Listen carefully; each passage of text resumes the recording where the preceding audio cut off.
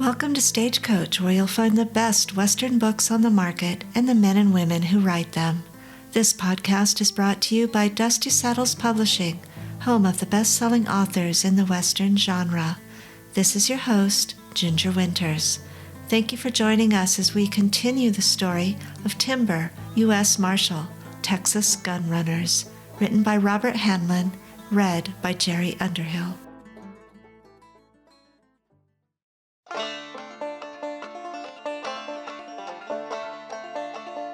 Chapter 13. Timber cautiously peered around the corner of the cliff into the gorge. He couldn't see anyone, but that didn't mean there weren't any guards there, or that they hadn't seen him. The gorge went on for quite a way before it turned to the right, meaning he couldn't see all the way to the bandits' camp. He would have to carry on to where it bent around in order to see. Timber stopped where he was and listened. It was all quiet around him, but his ears did pick up the odd sounds further on, which told him the banditos were still here and hadn't rode out. So far, so good. It was beginning to get dark, which he knew would help him. He began to creep along, deeper into the gorge, keeping to the wall where he was. He looked up a lot. It seemed likely to him, if they had made camp in such a place, that they would have guards up on the cliff tops, in which case he might have already been seen approaching the cliffs. Having kept well to one side and using all the hollows he could, he had to hope that wasn't the case. He kept on moving. He was lucky to have sandy ground to walk on, but even so, he took each footfall carefully so as not to make any noise. It was very quiet where he was, and he was conscious that it would only take one rock to be displaced for someone to hear it and look down for him. If anyone was up there, that was. He couldn't take any chances, so he proceeded slowly. As it got darker, a wind rose up, which helped Timber in hiding any slight noises he made, but it would also hide those he was trying to hear. He stopped again and took a good look along the tops of the cliffs above him. Anyone standing there would be visible against the sky. Again, he saw no one. He saw clouds scuttling across the sky, hiding the moon as they passed, creating all kinds of shadows, each of which he had to look at carefully as he slowly made his way along. He got to the bend, and then got down on his belly to crawl around it, so as to be as small as possible, not knowing what was around the corner. Ever so slowly, the rest of the gorge came into view as he crawled along. Now he could see it ran straight into a bowl at the end, where there were fires and a tent by the far cliff face. There was a picket line of horses, and he could see some mules at one end. He wondered where they had stashed the guns. No doubt somewhere safe. No doubt a lot of them would have been taken by the bandits, but surely not all of them. From where he was now, he could see that he couldn't go any farther without being seen. He watched as men wandered around talking to each other. Their voices carried to him, although he couldn't make out the words they were saying. He looked up again and worked out that he would be able to climb up at this point and get to the top. Maybe he could work his way along from there and get to see how many bandits there were and the location of the guns. He started to climb up. The first part was easy, but then he had a difficult stretch to climb that would put him in view if anyone in the camp looked towards him. There was nothing for it. He had to carry on and get over it as quick as he could. He breathed a sigh of relief when he was once again hidden by the rocks all around him. Then it was an easy climb to the top. He flattened himself onto the rock at the top and stopped to get his breath back and take a good look around. From where he was, it looked like there was no one between him and the camp, but as he looked across to the opposite side of the gorge, he could see a guard sitting on the rocks there, holding a rifle. He wouldn't have been able to see him from where he was, for which he was thankful. He kept on crawling along, which was agonizingly slowly, toward the camp. Eventually, he got to where he could see the whole camp. He stopped there. He tried to count how many men there were. He got to 16, then lost count. It was much darker now, and as the men were moving around a little, it was hard to count them. He knew of the guard, so that made it 17 at least. But how many more were there? Already there were quite enough to make Timber very careful of his next move. The tent was up against the cliff, and he could see 2 figures sitting beside the light of their fire. He imagined that would be their bandit leader would be, so he set off to get closer to it. After what seemed an age, he arrived above the tent. Looking down, he could see it would be easy to get a lot lower among the rocks, and hopefully be able to see the men there and listen to their conversation. He risked going down. The farther he went, the easier it was, and he was keeping in the shadows and out of sight, so he carried on. He ended up just a few yards from the 2 men who were sitting by the fire still. He couldn't see their faces very well, but he knew he would recognize them again, which was enough for him. Now he could hear them talking. "You were so lucky to hear the guns, Carlos," Timber heard one man say. "He spoke too loudly, Arturo. He was lucky it was me that overheard him." "For us, yes. Did you say he wants more money?" "He's a fool. I only gave a small amount to him, and some to the men who delivered the rifles and guns to us, but yes, the soldier wants more now that we have the guns." "Will you give it to him?"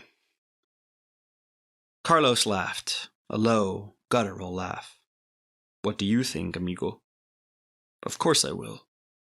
He will be paid with lead." He laughed again, and Arturo joined in. "You did well to organize everything." Arturo, he didn't do it alone. Maybe only a small part of it, if he had an accomplice." Arturo looked at Carlos. "And we know who this man is?" "Of course. He will get his payment also. Then there will be no one who knows of us and how we got the guns." "Apart from the men who brought them here." Yes. Carlos touched his nose with a finger. "But they will not tell. They will not say a word. Why should they?" Arturo nodded and sat in thought.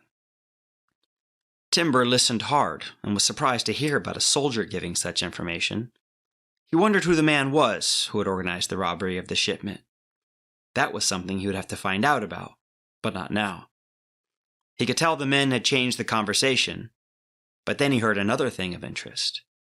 "At least there are some spare rifles and guns, Carlos. The men have left some for us to sell on." "Yes, it is a good thing they are safe here in the tent, or some more might have gone missing." "We'll be away tomorrow morning, and they will all be secured on the mules." "An added bonus to us," Carlos said.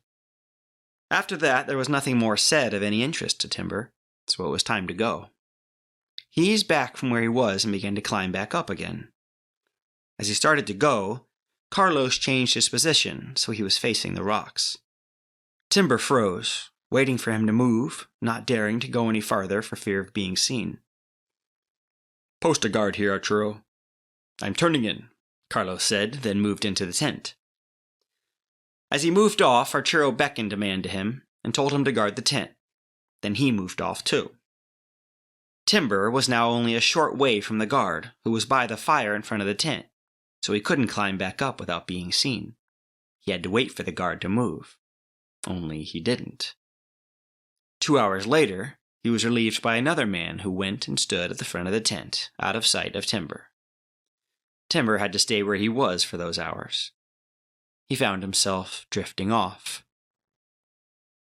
He had this knack of being able to sleep wherever he wanted, but only for short periods. He used that skill now to get some rest, but also to keep an eye on the guards. When the guard changed, he could then move off. When the guard changed again, he could then move off. At that time, Timber began again to climb up the rocks. He got up to the top with no problem, and then began to crawl along the top towards the gorge. It was when he was halfway along that it happened. A rock slid off the cliff from under him and crashed its way down. Immediately, men were shouting and looking up at him. Then one saw him, and the shouting really started. The guard across the gorge stood up and leveled his rifle at Timber, shouting out to him as he did so. The time for caution was gone. Timber stood up and ran toward the guard, shooting at him as he did. The guard fell from the cliff as Timber's shots found their mark. Then he was off running as fast as he could. He got to the gorge and slid all the way down, then ran along the gorge calling for Scout as he went. The well-trained horse ran to him. and as soon as it reached Timber, he jumped up onto it and rode out fast as he heard a commotion and shouting coming from behind him. Chapter 14. Timber came out of the gorge and immediately turned right to ride alongside the cliff face back toward where he had left the outlaws. He figured any bandits coming after him would assume he would be riding away from them and go straight out from the cliffs. As there were plenty of tracks there from the outlaws, and no doubt from the bandits themselves, they would think his tracks were among them. He got to where he had hidden Scout and came to a halt to watch for any bandits coming out of the gorge. Carlos was alerted by the shouting and stumbled up from the cot he was sleeping on. As he got to the tent flap, he heard the gunshot. That made him start shouting out, demanding to know what had happened. Arturo found out from the men who were pointing and shouting to the cliff top. He looked up just in time to see Timber disappear down the cliff. He called across to Carlos. "We have a visitor." Then he called to the men around him. "Go get him." The shouting continued as the bandits got organized. They ran to the picket line, released their horses, mounted up, and rode off for the gorge. Carlos ran to where Arturo was standing in the open area of the camp. "Who is it?" Arturo shrugged and held his arms out. "I don't know. It's too dark to tell." "A gringo?" Arturo nodded. "I would say so, yes." "Then he must be found. When he has been caught, bring him to me. I will question him." Arturo just nodded and turned to go, but then he stopped. "What if this is a ruse?" Carlos cocked his head at him. "What do you mean, a ruse?" "This man might not be alone. Maybe he's a decoy to get us to leave here so they can get the guns." Carlos didn't answer for a few seconds. Then he shook his head. "How can that be?" "Those men who sold them to us. Maybe they want to double-cross us and take them back." "Keep some men here, amigo, just in case," Carlos said, considering the idea. Arturo turned and began shouting out at the men. A few of them stopped running for their horses and stood waiting for further orders. "We may be under attack. Look out for anyone coming." He didn't need to say anything else. The men all ran to defensive positions, with some of them climbing up the rocks around the gorge to get higher up to be able to see better if anyone came to them. It was going to be difficult with just the moon for light. As Timber waited, he saw some men ride out of the gorge, going fast. He counted 6. He had hoped for more to leave the camp, making it clear of bandits so he can go and try to get the guns, but he could see that wasn't going to happen. He hoped they would leave, giving him time to load the mules, then get out of the gorge before they all came back. But that would only work if all the bandits left the gorge. If they had left just a couple of guards, then maybe he would still have had a chance. But he had to go and take a look anyway. Maybe he could find a way to get the rest of them to leave. He didn't know how long he would have, so he pushed Scout along the rock face. He got to where the outlaws and horses were. Maybe they would be useful later, he thought, and hurried on. What Timber didn't know was that 2 men had been late in getting away. They got to the gorge entrance and stopped. They could see their friends riding off, and one of them said, "What if the man is still close by? Think he might be around here, Dario?" "You think he might be around here, Dario?" "I think we should take a look and find out, Bruno." "Which way?" Bruno pointed.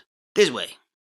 He had decided on the route that Timber had taken, and he led Dario off. Timber carried on along the cliff face and then up a steep rise to where he could get high enough up to ride along to the end of the campsite and right over where the tent was. He stopped there and dismounted. He ground-reined Scout and crept over to the edge of the cliff to look down. He knew it was possible to climb down. What he wanted was to find another way into the gorge. He waited until clouds scuttled across the sky and allowed moonlight to shine through. Even in the poor light, he could see there was only the one way in and out. He stayed there, trying to work how many bandits were still in camp, and where they all were. Dario and Bruno rode along and saw the dead outlaws on their horses. Bruno got off his horse and went for a proper look.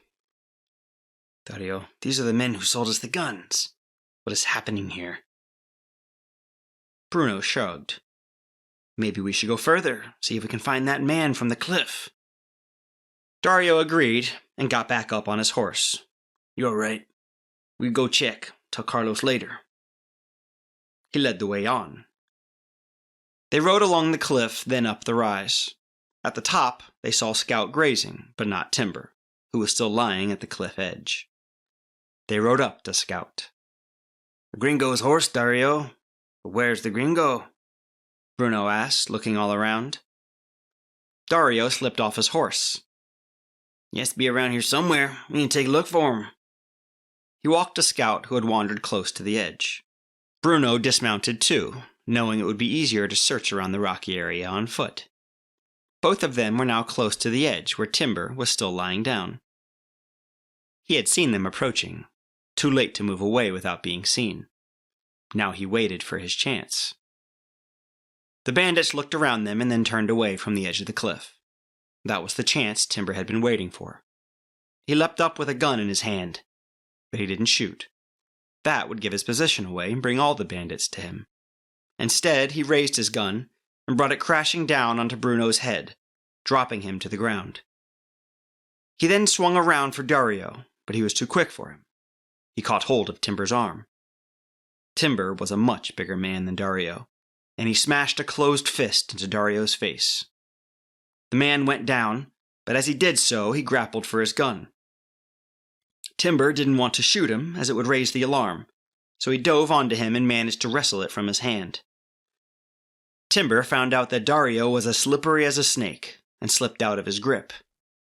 As he tried to stand up, Timber grabbed his leg to bring him down again.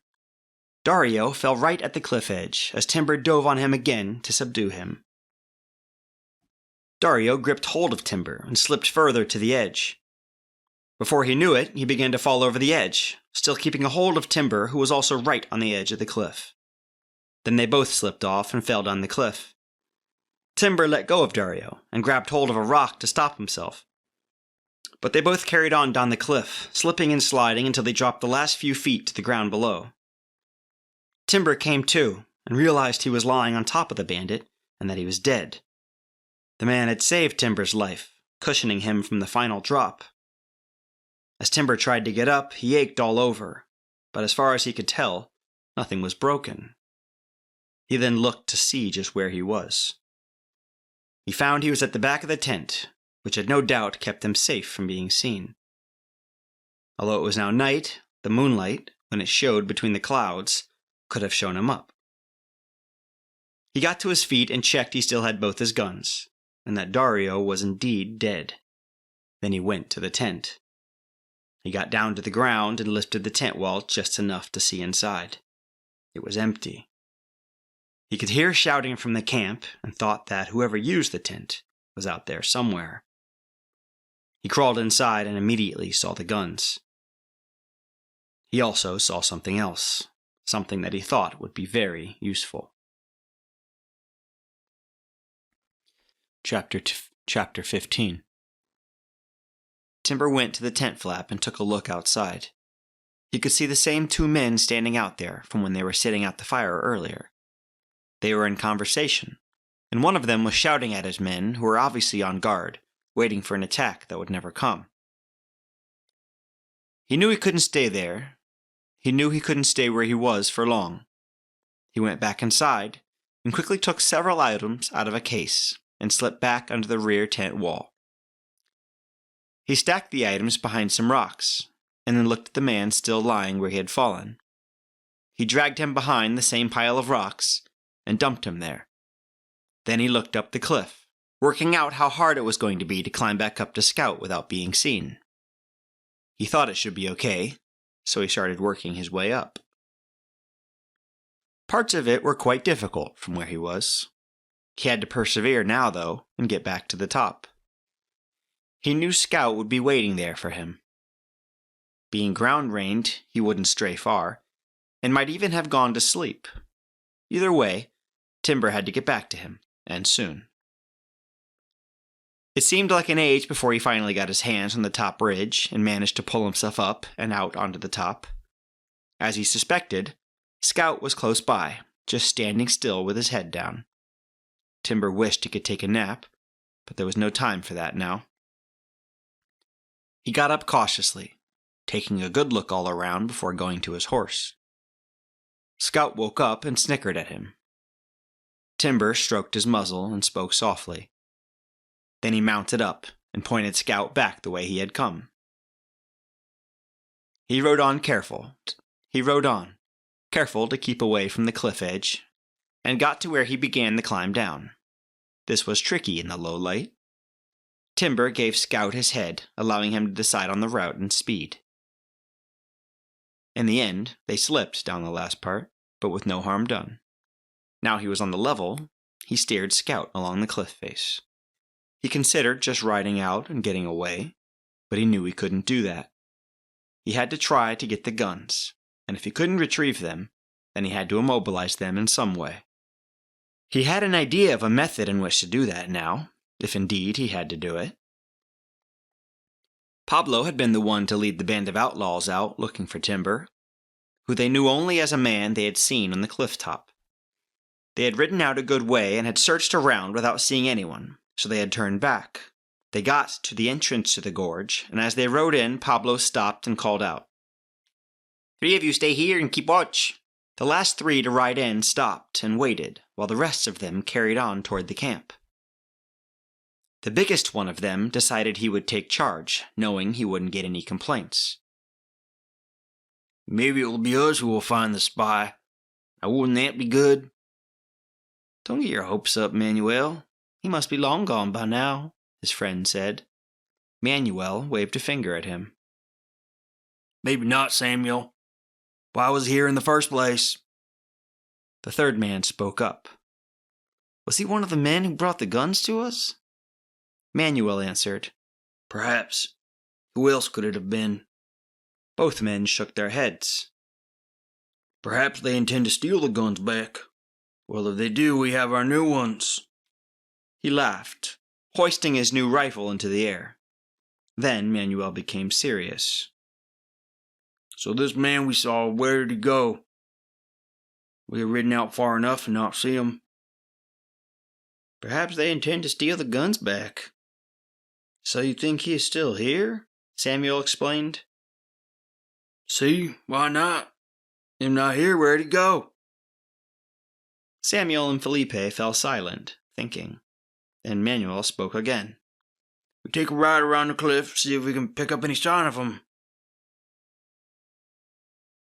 "Manuel, it is dark. What will we see if we go?" "We won't know until we go and find out. Come." Manuel started to walk his horse around the cliff. Samuel and Felipe nodded to each other, and then followed him. They rode on a little way until Manuel noticed the outlaws' horses tethered in the bushes. He called out, surprised. "Come, look here." He rode up to the horses, then noticed the 3 bodies lying on the ground. He got off his horse to take a better look at them, as Samuel and Felipe rode up to him. "So the man we are looking for isn't one of those that sold us the guns," he said, pointing to the bodies. "That means someone else has come looking for us." "Indeed, Samuel. One man, more than one man. We need to carry on looking." Manuel got back on his horse, and then continued riding on along the cliff face. As they carried on again, he suddenly raised a hand and stopped.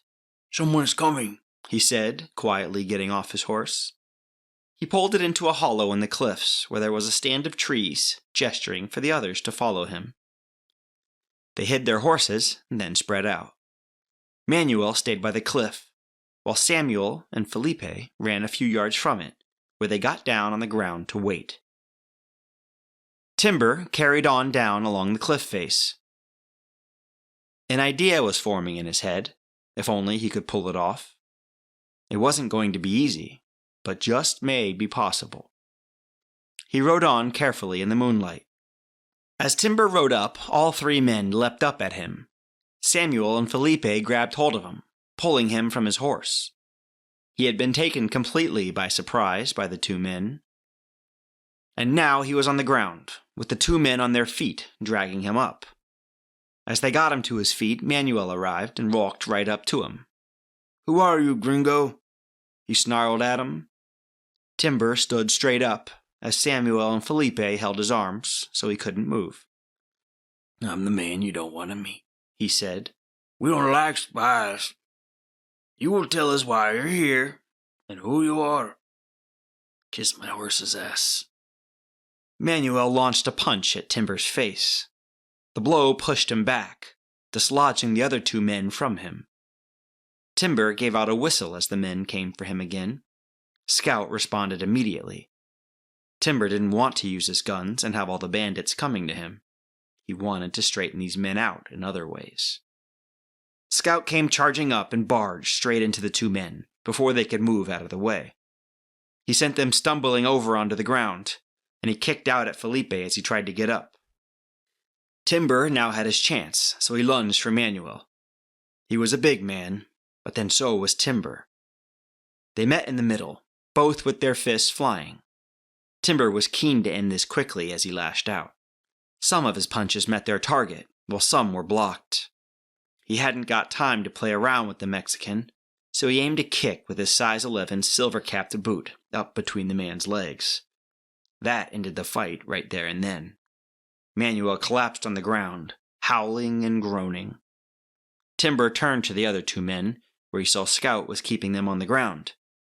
Then he noticed one of them draw his gun. There was no way he was going to let him shoot Scout, whatever the circumstance. He drew his gun and shot Felipe dead. Samuel saw the threat to himself and drew his gun. Timber had no choice but to shoot him too.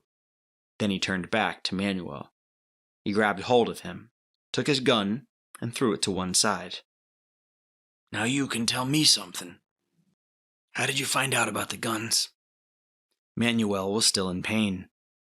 "You need me to tell you, gringo?" he breathed. "That's what I said. Who was it? Who told you?" "The soldier boy. You need me to tell you, gringo?" "From Fort Duncan?" "Of course. Where else?" "What's his name?" "Patrick." "Okay. Seems to me you have a few guns already. Why do you need these?" That seemed to be funny to Manuel, who laughed through his pain as he stood in Timber's grip. "Oh, well, we need them for our friends, for when we kill all of them." Timber needed to be sure. "Kill who?" "You don't know, neither does he. He will be killed by his own guns, as will all the soldiers. Quite funny, don't you think?"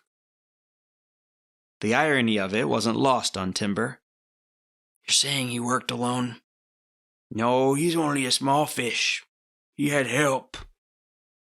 "Again from the fort?" "Yes," Manuel answered, as his hand got down to the hilt of his knife. He pulled it up and tried to stab Timber, who only saw it just in time. He grabbed Manuel's wrist and struggled with him. Manuel was desperate to kill Timber. He could see his fallen comrades and figured he would soon join them if he didn't kill this man quickly. He had talked to Timber, hoping that would give him enough time for other bandits to arrive. He had no doubts they would have heard the gunshots. Timber was also aware that bandits would soon be coming. He worked on trying to get the knife off Manuel, who was moving around trying to get free. Timber pulled him round to twist Manuel's arm to get the knife off him, when Manuel tripped on a rock and fell forward just as Timber pulled him. The movement sent the knife straight into Manuel's chest. He gasped and staggered before falling, as Timber let go of him. Chapter 16. Timber looked around to the mouth of the gorge, expecting to see banditos come pouring out. Fortunately, he didn't, but he knew they would have heard his gunshots, and sooner or later, some of them at least would come out to investigate. He left the men where they were on the ground and mounted up on Scout. He had to formulate his plan and put it into action, and fast. He was feeling angrier than a rattler with its tail nailed to a board. Angry that just one man, or probably 2 at the fort, had caused all this bother in arranging for the gun shipment to be hijacked and stolen, then to sell it off to Indians and banditos. Where was the profit in that for them? That was something he would have to straighten out later when he could get to the fort. For now, he had his hands full here. He rode back to where the outlaws were still lying in the bushes along with their horses. Here he got Scout right into the bushes and pulled the outlaws' horses further in, out of sight of any more bandits coming this way. Then he got busy. With difficulty, he hoisted each man up onto the saddle of his horse, and then tied his feet to the stirrups and his hands to the saddle horn with string he had in his saddlebags. String was always a handy thing to have with him, and he blessed the fact that he had some tonight. The outlaw still dropped forward, and he had to do something about that. He looked around until he found a suitable branch, which he cut to size with his knife, and jammed it from the saddle up under the outlaw's chin to make him sit up. He stood back for a look. It wouldn't fool anyone in broad daylight, but in the dark, it certainly should do. He then did the same thing with the other 2 men. Now he could ride out, looking as if he was a band of 4 men. Just as he finished, he heard the sound of horses approaching, and men's voices. He had pulled the horses right up the cliff wall and knew they wouldn't be seen by the men as they rode past. He just had to hope the horses didn't make any noises to alert them.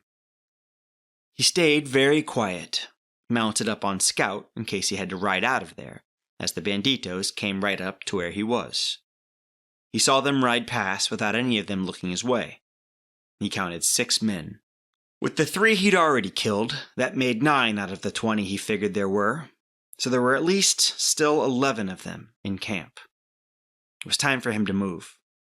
He had a hold of the outlaw's horse's reins, and he pulled them from the bushes and moved off toward the gorge entrance. He was pleased it was dark, otherwise this plan just wouldn't work. As it was, he had doubts, but he was committed now to give it a go. He rode on, his expression somber. The 6 bandits rode on along the cliff face, looking for anything to tell them what the gunshots had been for. They wanted to find out fast, but they also had to go slow so as to not miss anything. They almost did miss their comrades as the horses had drifted off, leaving the bodies on the ground. The first 4 men to ride past missed them altogether.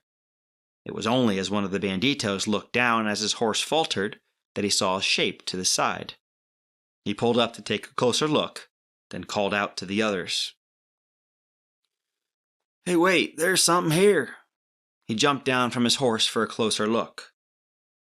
Then he stood up and called out again. Manuel's laying here, he's dead. The bandits all moved up to him, and some of them dismounted to take a look.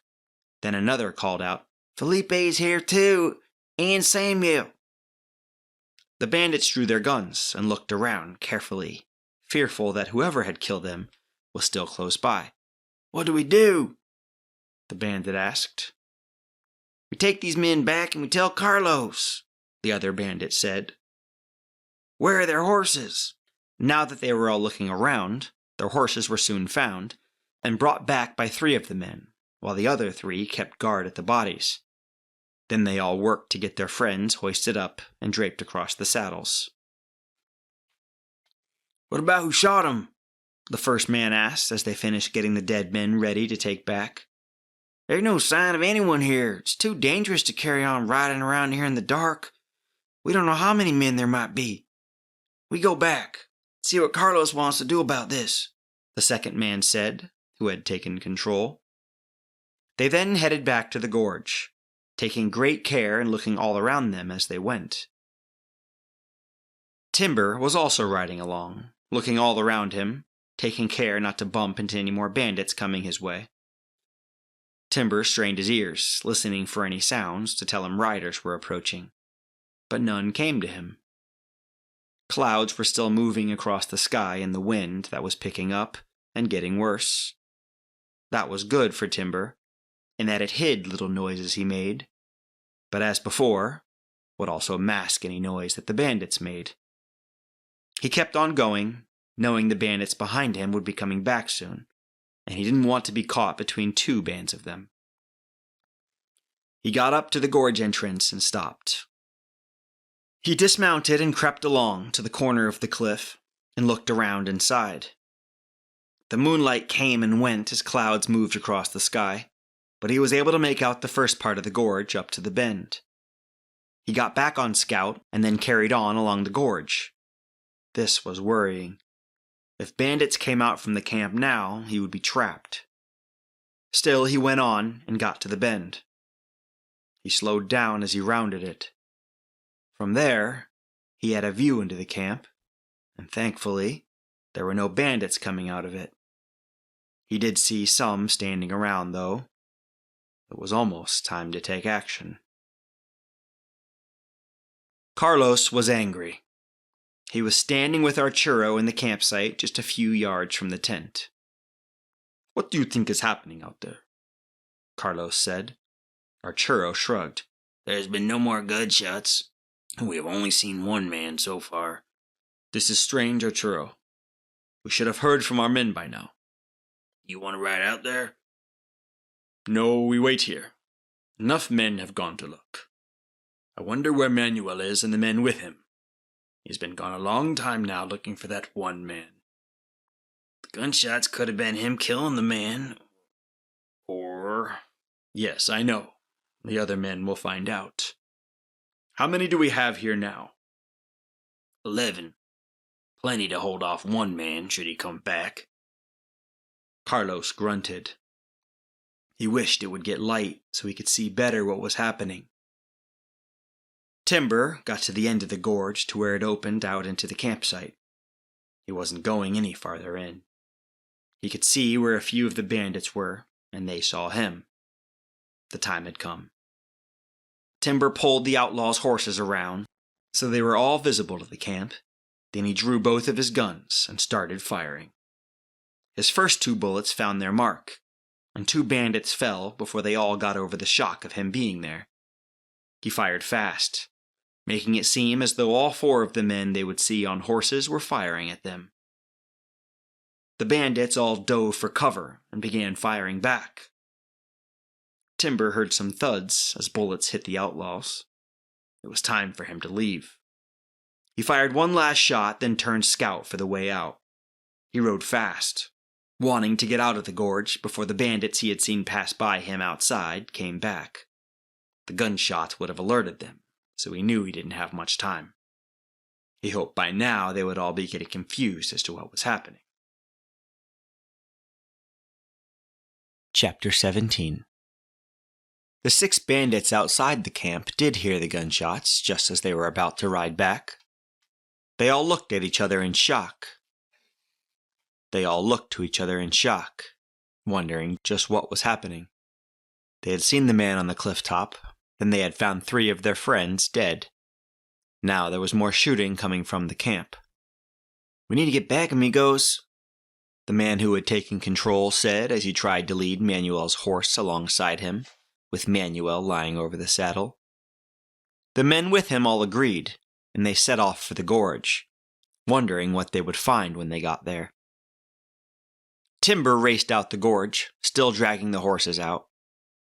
Once he was outside the gorge, he turned off in the opposite direction to where he knew the 6 bandits would be coming from, hoping to get far enough away so as to not be seen by them if they were on their way back, which he figured they must be.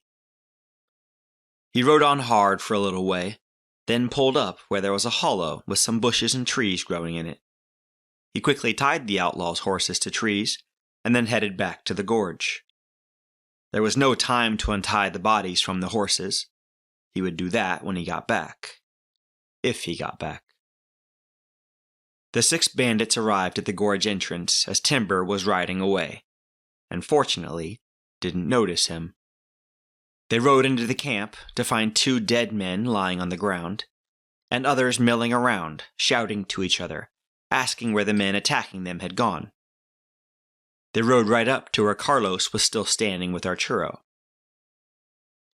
He waited until they got to him before asking, "Did you see them?" Jose, the man who had taken control, answered. "See who?" Carlos was confused.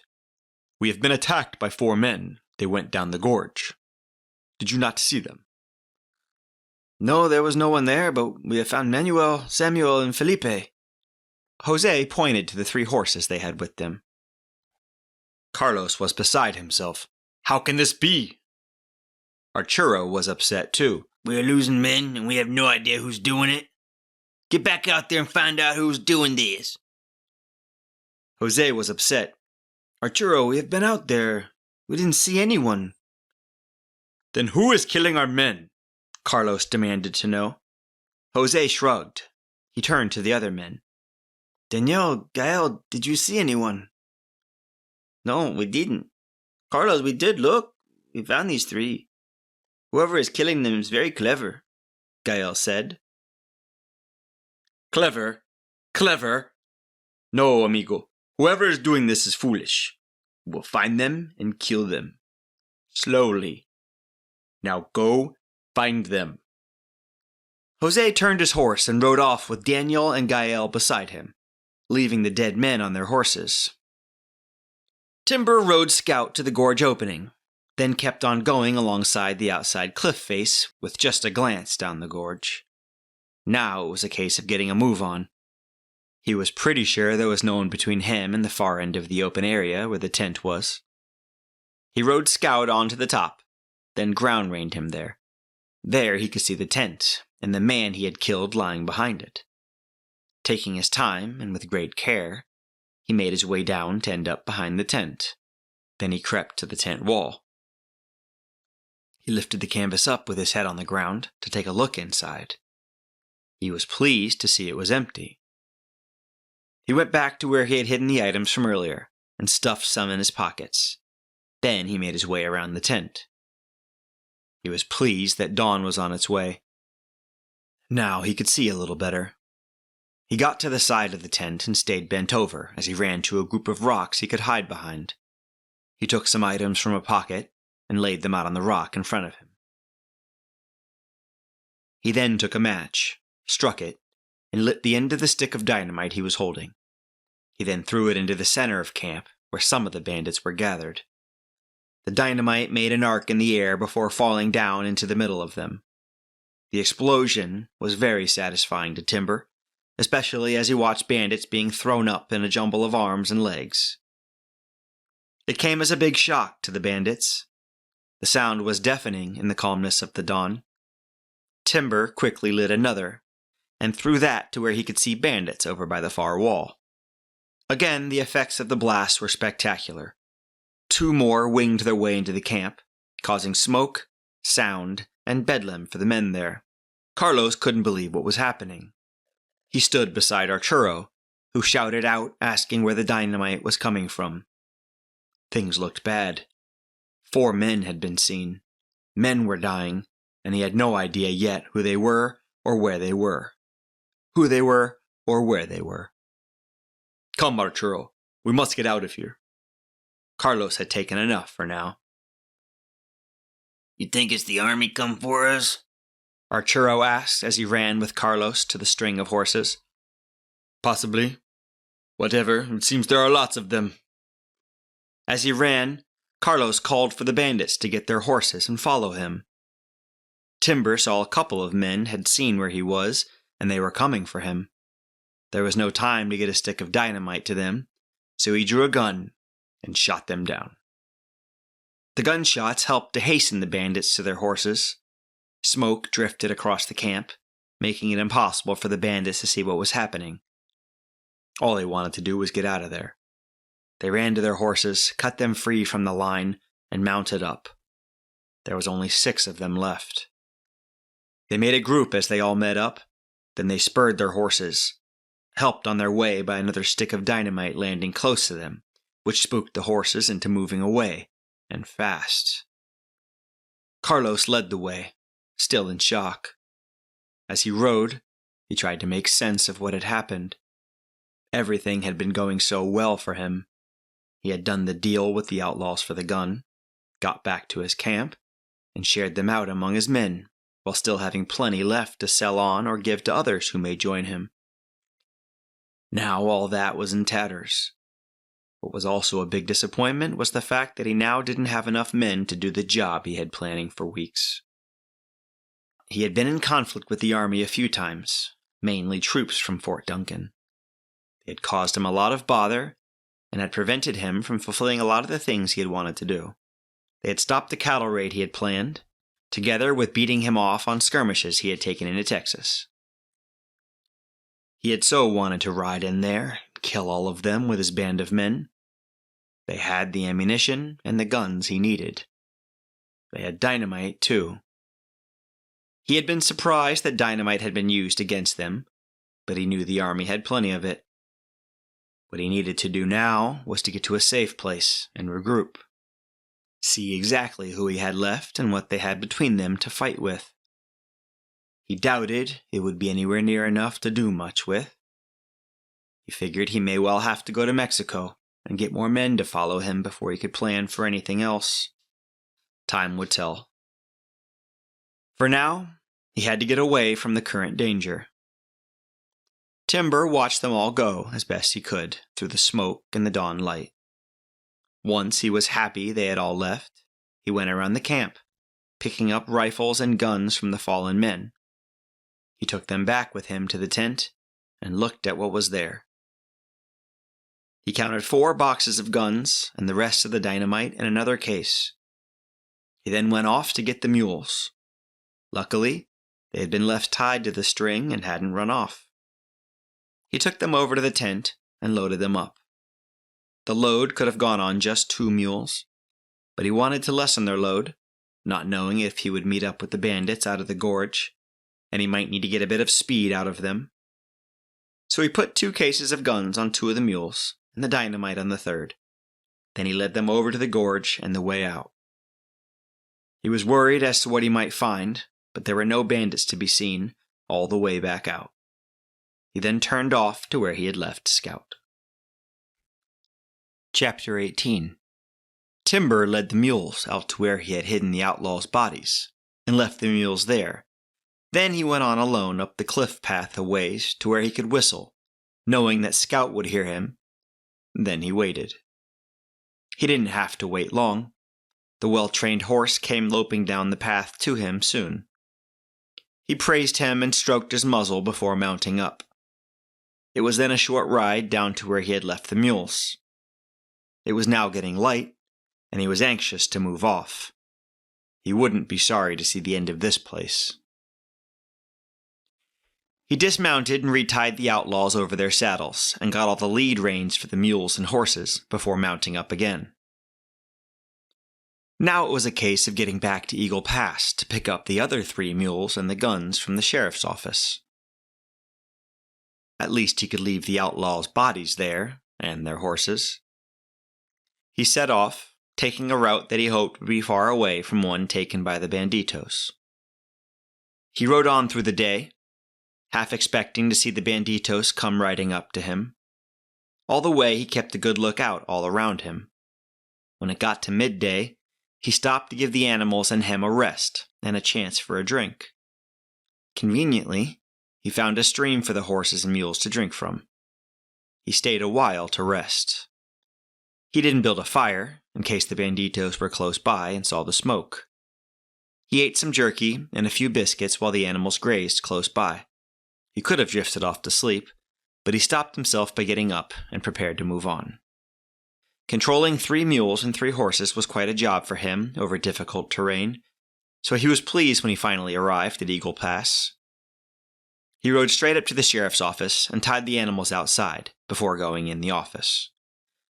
He was lucky that Sheriff Duke Harrison was in there at the time. He looked up from his desk as Timber entered. "Jake Timber, good to see you again. How'd it go?" It's a long story, Sheriff. Maybe we could look at the outlaws I've brought back first.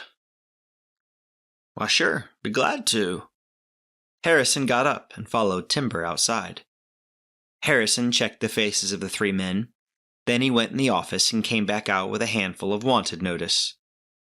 "Let's see if any of these match up," he said. In a few minutes they found 3 notices that matched the men. "Looks like you're in for more bounty money, Timber," Harrison said, keeping the 3 notices separate. That's always useful. Good to know it's 3 more wanted men out of the way. "Come on back in, Timber. I'll write out the tickets for you, then you can take them down to the undertaker. Before that, though, let's get the rest of these guns inside." They worked together to pile the guns and dynamite up with the others in the office. Timber took the Mexican's box down from Clayton's horse and carried it in separately. This one's for me, Sheriff. Harrison just nodded as he worked, placing another case. Harry watched them work from the cell. After Timber had piled a case up, he went over to him. It's just you left now, Harry. Your friends are all dead. And as you can see, I've recovered at least a good deal of the rifles and guns. Harry wasn't happy. The only good thing now was that the other men couldn't say anything so he could alter his story. The only good thing now was that the other men couldn't say anything, so he could alter his story to make light of his involvement with them. Timber then waited as Harrison wrote out the tickets for him. As Harrison handed them over, he said, "You'll get tickets for the horses at the livery stable. What about the mules? You keeping them?" No, not all of them. I reckon the amount of cases we have will fit on 3 of them. The rest can go to the stable. Okay. When do you want these cases? Well, I figure there's not so much of a rush now. So I'm going to take the bodies to the undertaker and the animals to the stable. And I'm going to go get me something to eat. After that, maybe a couple of beers and a night in a soft bed at the hotel. I can get over to the fort tomorrow. Whatever I'm going to find there can wait until then. You haven't told me what happened yet. Harrison sat, waiting for an answer. Timber sighed and sat opposite him. Well, Sheriff, it was like this. It was some time later when he finished talking and got up to go. You sure did well there, Timber. I reckon you saved the fort from a whole lot of bother. Timber shrugged. All in a day's work, Sheriff. Timber smiled at him, then walked out. He untied the mules and horses, mounted Scout, and rode down to the undertaker's, where he left the 3 men. The undertaker wasn't keen to have them until Timber told him he could have the men's guns and whatever they had in their saddlebags as payment. The undertaker took what he wanted, then Timber carried on down to the livery stable. The hostler was busy brushing down a horse, but he left off as Timber pulled up in the entrance of the stable building. He watched as Timber dismounted and then brought in 3 horses. Hey there. I have more horses for you, Timber said. So I see. Looks like you go about collecting animals. What about the mules? I need these 3. And 2 of the ones you have. The 3rd I brought you last time, you can keep. I just need tickets for these horses. The hostler took a good look at the horses. That's some good horse flesh you have there, he said, and pulled a book from a pocket. He wrote out a note and gave it to Timber. There. That'll get you your money for them. Thanks. I'll straighten that out later. I want you to look after these 3 mules and my horse tonight. I'll call for them first thing tomorrow. No problem. The hostler gave Timber a look. Don't worry, I'll pay your fee. Timber took Scout to a stall and untacked him, and rubbed him down, leaving the hostler to see to the mules. He untied the Mexican's box, and he walked out with it and started back up the street. He got to the bank and deposited all the money in the box into his account. The banks were all connected. He could withdraw cash from a whole bunch of banks across Texas. He had his sheriff's and marshal's pay deposited into the bank in Denver, and his pension. He didn't really need the money, so it just sat there, collecting interest. The bank in Red Bluff, Texas, had well over $125,000 in it, which kept growing due to compounding interest. He had 5 or 6 other bank accounts in 5 or 6 other towns that totaled somewhere north of another $300,000. He got to the hotel and paused at the door. Then he carried on. He could book in there later. Right now he was hungry. He carried on to a cafe and went inside. He sat at a table by the window and waited to be served. A waitress came to him and asked for his order. A steak, baked potatoes, and gravy, Timber said. And coffee. The girl went off to organize that for him, and minutes later he was tucking into a huge piece of meat, dripping in gravy. Once he had finished eating, he paid up and left. His next call was at a saloon. He found one that suited him, ordered a beer, and went to sit at a table by a wall. Then he sat down and relaxed. From a pocket, he brought out a pack of cards and began to play solitaire. Chapter 19. Timber spent a night in the hotel and had breakfast there the next morning before he walked down to the livery stable. He found the hostler in there. "You going after more outlaws?" The man asked. Just the one more to find for now, yeah. Timber answered as he saddled up Scout. "Well, you get any more animals to sell, you bring 'em right here." Can be sure of that. Timber got Scout ready to go, paid the hostler, and then got the wooden pack carriers and bridles on the 5 mules.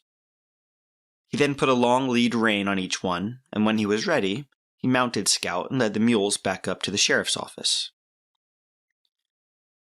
Harrison saw him coming and waited at the door for him. "You ready for them cases now?" he said. Yeah, it's time I went to the fort and straightened this all out. Harrison helped him load the mules up. "You coming back this way?"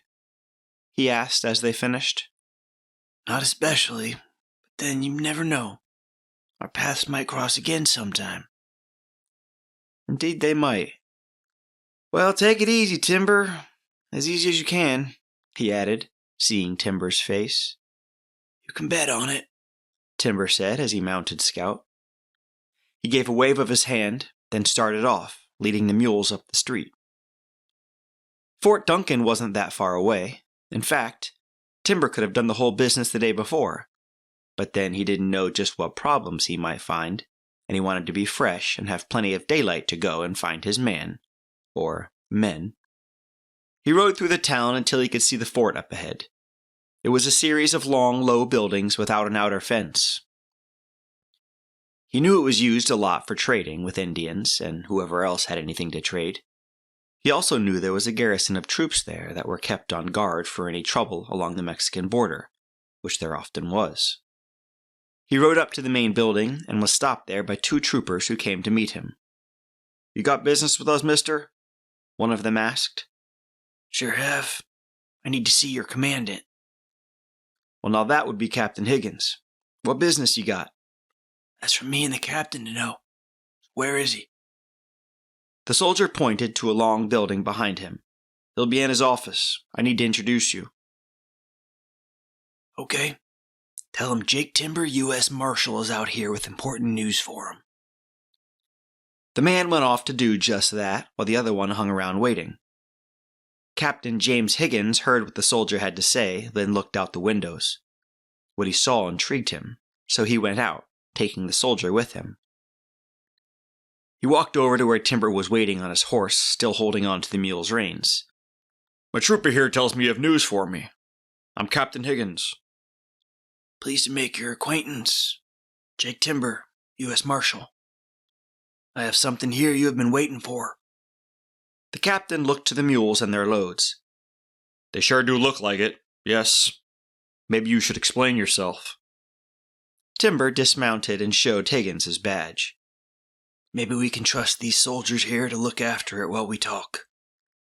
Captain Higgins called out to a soldier close by to go and find the first sergeant.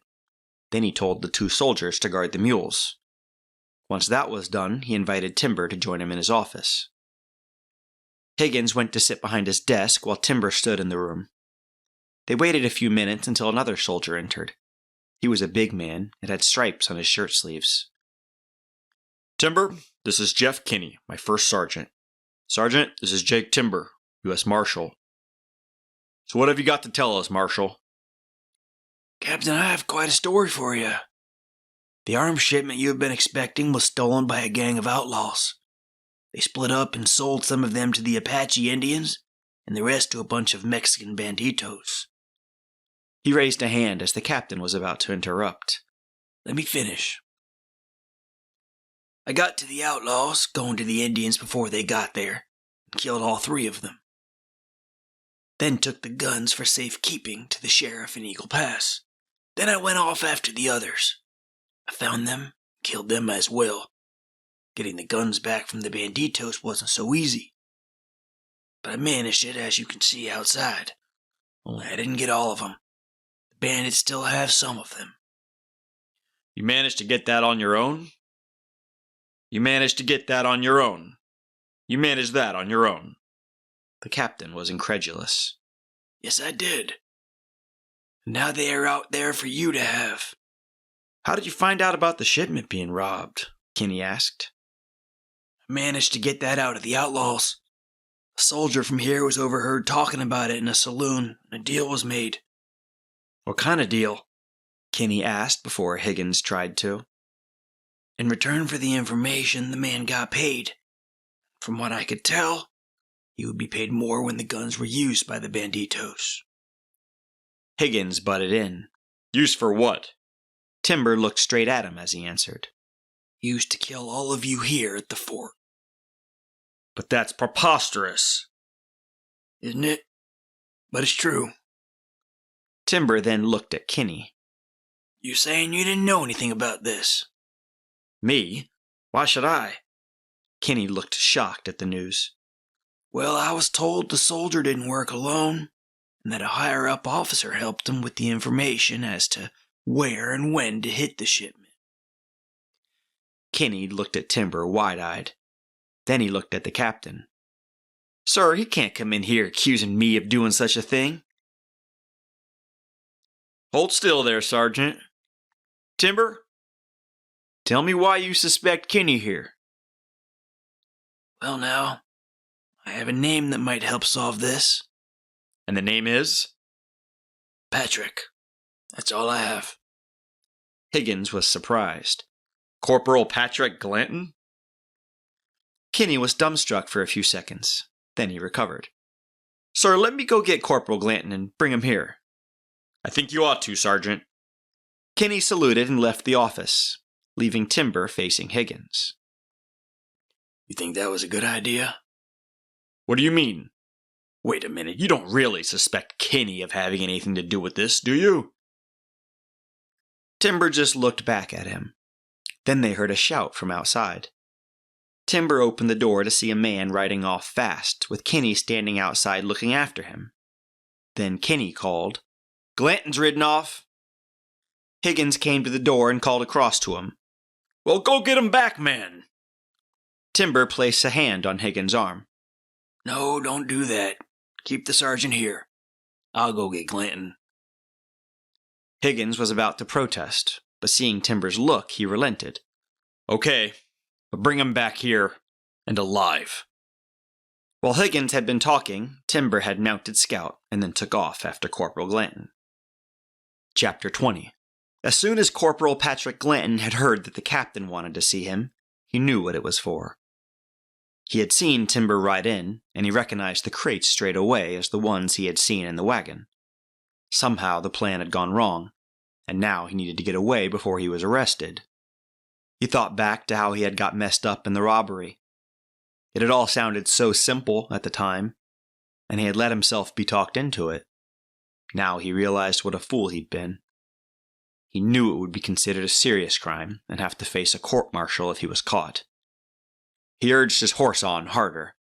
Sergeant Kinney had been the man he had worked with, and Kinney had used Glanton to go and bring the arms shipment to where the outlaws would intercept them. Not being able to go himself, he had arranged for a man he could easily manipulate to do it for him. Timber was hard on Glanton's tail. He could see the man riding off in the distance. He knew, though, that Scout would catch him up eventually. He was a big, strong horse with a wide gait that ate up the miles when he raced on. He could gallop for an hour or more with no problem, and even then, he could drop to a lope for another good distance. Timber didn't know what kind of horse the soldier had, but he was sure it wouldn't be anywhere near the likes of Scout. Glanton headed for the town, hoping to shake off any pursuit. As he reached the first buildings, he glanced back and was shocked to see Timber right on his tail. He spurred his horse to go as fast as it could. Timber was gaining. It was just a matter of time now. He urged Scout on, talking to the horse, encouraging him to stride out. Scout obliged and lessened the distance between them. They flew into the main street almost together, kicking up dust and mud. People there moved out of the way and watched in amazement as the chase proceeded. Glanton risked another glance behind him. He was amazed to see Timber's face quite clearly. It was obvious he couldn't outrun the man. Something else had to be done. Glanton turned his horse hard into a gap between two buildings, almost making the horse fall over. As it stumbled, he jumped off and raced into the saloon he had just ridden past. Timber pulled up, leaving Scout free, and raced off into the saloon behind him. As he entered, he stopped. There were a lot of men in there, and he couldn't see where Glanton was. He soon found out. Glanton had shoved men out of the way to get far into the room, where he stopped and drew his army Colt revolver. He turned to look at the door. Men in there saw the gun, and then seeing Timber enter, they all headed either for the floor or out of the way as best as they could. Glanton saw Timber enter, and he fired wildly at him. He was too shaken up to take proper aim, which was good for Timber. For once he had broken a golden rule that said never enter a room unless you have taken a good look inside it from the doorway. The bullet streaked past him, almost taking an ear off. Timber's right-hand gun was in his hand in an instant. He dove down behind a table, then quickly crawled onto another one to spoil Glanton's next shot, which went wide. He then moved again, so he could see the soldier, and then he fired at him. Glanton cried out in pain as the bullet hit his hand, taking his gun from him to clatter onto the floor. Before he could reach down for it, Timber was up close to him, his gun pointed at his chest. Don't even think about it, Timber growled at him. Glanton left it and stood up, holding his wounded hand. He looked up into Timber's face and knew his time was up. This man wasn't going to give him an inch to move in. "So, you taking me back?" he asked. Bet your life I am. You're going to tell the captain the whole story about the theft of the shipment. Glanton gave a grin, then stood still as Timber grabbed his good arm and began to push him out of the saloon. As he did that, he asked a man there to pick up Glanton's gun for him, which he pushed into his belt. Once outside, Timber looked to where the horses were. Scout was still where he had left him, while Glanton's had moved on a little way. He pushed Glanton to the hitch rail, where he tied his hand around it with piggin string from a pocket. "Now you just wait there," he said, while he went and brought his horse to the rail. He then untied him and put him on his horse, where he tied his hands to the saddle horn. He took the bandana from Glanton's neck and wrapped it around his bleeding hand. "That will have to do until we get you back to the fort.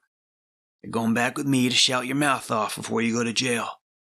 Try anything, and I'll kill you." Timber kept Glanton right beside him as they rode back to the fort. As they got outside the captain's office, Higgins came out to greet him. "Well done, Timber. Now maybe we can find out how the theft took place and who was involved in it." Timber untied Glanton's hands as two soldiers came up to take him to the office. Timber noted that the mules and the guns were now missing. He knew that the captain would have taken care of them. Higgins led the way into the office, and Timber followed the men inside. He found Sergeant Kinney already in there. Glanton was taken to stand in front of the captain's desk, flanked by the two soldiers. Kinney stood to one side. Timber held back near the door where he could see everyone. "Now then, Glanton, tell me what you know of this armed shipment robbery." Glanton stood meekly. "It was all a terrible mistake. I got talked into it." "Talked into it? Who by, man?" Higgins asked. Glanton looked at the men holding him, and at Kinney, and then shook his head. "I can't tell you, sir." "You better start talking, Corporal, or it will go a lot worse for you." Glanton was beside himself, not knowing what to say. "Speak up, Glanton, or you and me will have some time together," Timber said from the back. Higgins would never allow that, but he didn't say anything. Kinney took a step closer to Glanton as he started to talk. "I was told it would go to plan, not to worry. As soon as the outlaws came to the wagon, I was to hide underneath it. They were only going to hold the soldiers up. I didn't know they were going to get killed." "So you came straight back here. Why didn't you speak up then?" Higgins asked him. "'Cause I was frightened." "Frightened of who?" Again, Glanton looked at the men standing next to him. Then he glanced across at Kinney. Well, sir, he began. Kinney suddenly drew his gun. "Okay, yes, it was me. You stupid man, Glanton. You should have just kept your mouth shut and not run off. No one would have found out about us then. I panicked. I didn't know what to do. You should have come to me. Higgins stood up. Sergeant, put that gun away. We can straighten this out without anyone else getting hurt. Yeah? I spend the rest of my life in prison? Or maybe hang? I don't think so. Did you know the guns were going to be used to kill all the troops here? Timber asked him. Kinney's face told them all he didn't know that. He carried on. Well, what if they were? The army hasn't been good to me. He glanced over at Higgins. I was passed over for your job. He edged toward the door to find Timber in the way. As he approached him, Glanton tried to break free of his guards. The distraction was just what Timber needed. He lunged forward, grabbing Kinney's gun hand and twisted the gun out of it so it clattered onto the floor. Then he sent a fist into Kinney's face, knocking him down. The guards reacted, drawing their guns, and arrested Glanton as Timber pulled Kinney to his feet. Higgins was around the desk and hollering for more soldiers from the door. Minutes later, Glanton and Kinney were marched off to the guardhouse. Captain Higgins stood with Timber in the office. I have to thank you, Timber, for all you've done. A great job. Those men will stand a court-martial for their involvement in this. Thanks, Captain. I'm glad it's over. It's been tiring. I can imagine. I'll need you to attend the court-martial. That won't be possible, Captain. But I can write out a statement for you. The state governor will no doubt have other work for me. Timber pulled a piece of paperwork from a pocket and handed it to him. Higgins read it through, then handed it back. Well, I guess a statement will have to suffice. Thanks again for your help. Higgins held out his hand, and Timber took it. It was later that day when Timber arrived back in town.